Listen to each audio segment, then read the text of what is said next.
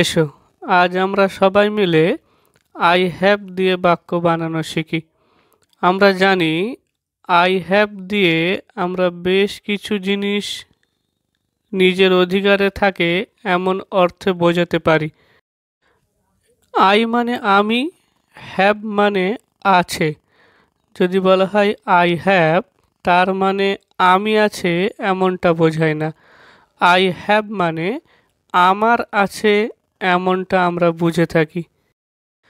কেউ যদি আমাদের জিজ্ঞাসা করে যে বলো তো আমার একটি পুতুল আছে ইংরেজি কি হবে, তাহলে আমাদের বলতে হবে আই হ্যাভ এ ডল।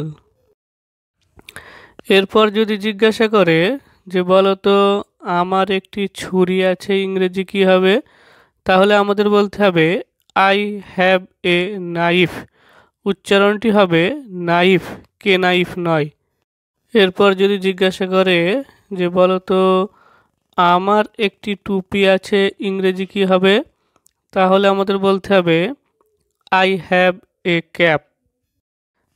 তাহলে এবার বলো তো আমার একটি কলম আছে ইংরেজি কি হবে, তাহলে আমাদের বলতে হবে আই হ্যাভ এ পেন। বলো তো আমার একটি ব্যাট আছে ইংরেজি কি হবে, আমাদের বলতে হবে আই হ্যাভ এ ব্যাট।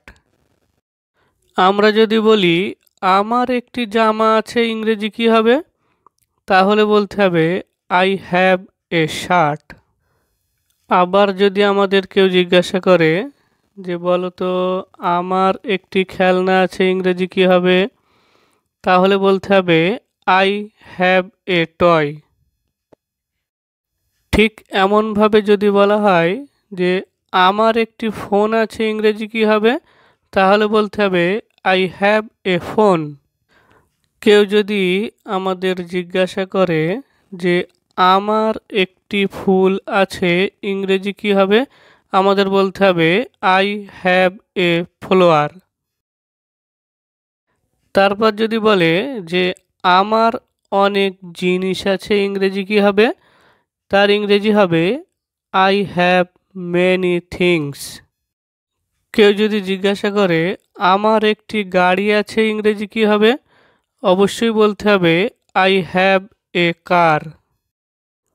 যদি জিজ্ঞাসা করে বলো তো আমার একটি ছাতা আছে ইংরেজি কি হবে, তাহলে আমাদের বলতে হবে আই হ্যাভ অ্যান আমব্রেলা। এতক্ষণ আমরা দেখছিলাম এ আসছিল সবগুলোর ক্ষেত্রে, আমরা দেখছি আমব্রেলা শব্দটি ভাওয়েল দিয়ে শুরু হওয়ায় এখানে অ্যান হয়েছে।